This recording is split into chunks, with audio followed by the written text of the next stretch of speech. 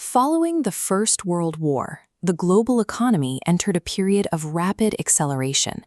In a few short years, industrial output soared, and national wealth reached levels that led many to believe growth would continue indefinitely.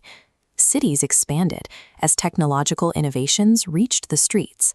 Automobiles became a common feature of the urban landscape, signaling a shift in daily life. This growth was fueled by the refinement of the assembly line. Factories churned out goods at a volume that turned luxury items into household staples. This new purchasing power extended to families who previously could not afford such products, largely because credit had become widely available for the first time. By the end of the decade, the belief that society had mastered economic progress was widespread. A temporary period of expansion was being mistaken for a new, stable reality. The stock market became the focal point of this optimism. Millions of workers and small business owners began moving their savings into financial markets, convinced that prices could only move in one direction. This chart reveals the instability of that growth. The lower line represents the actual corporate earnings, while the line climbing sharply above it represents speculative stock prices. Investors were no longer buying based on a company's success, but on the hope that someone else would pay more for the shares tomorrow. Much of that gap was filled by leveraged debt. Investors were borrowing the vast majority of the money used to buy these shares, creating a system where a small dip in prices could trigger a total collapse.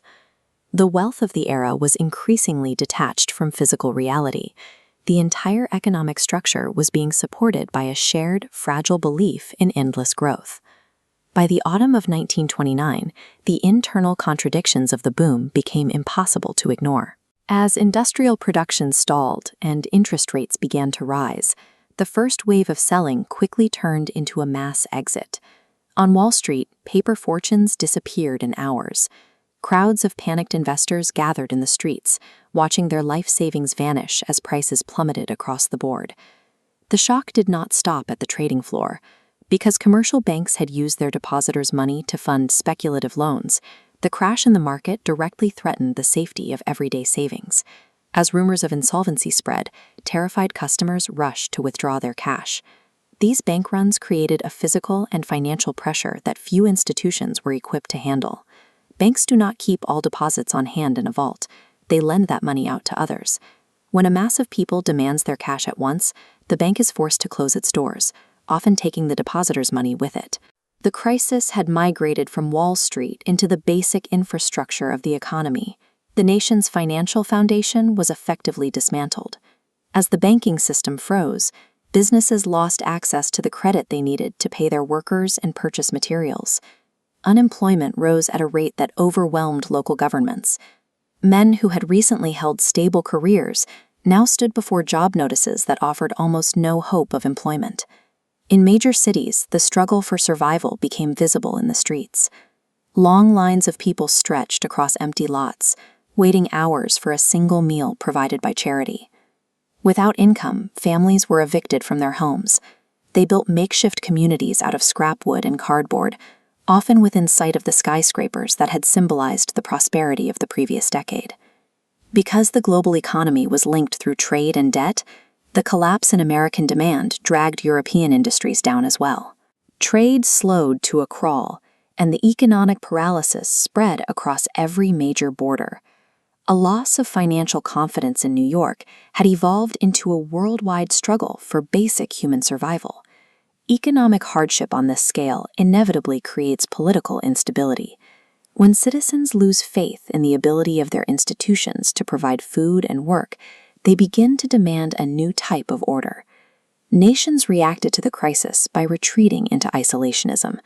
International trade lines dissolved as countries threw up rigid borders, while some societies moved toward authoritarian regimes as a desperate solution to the chaos. In democratic nations, this desperation led to a massive expansion of government authority.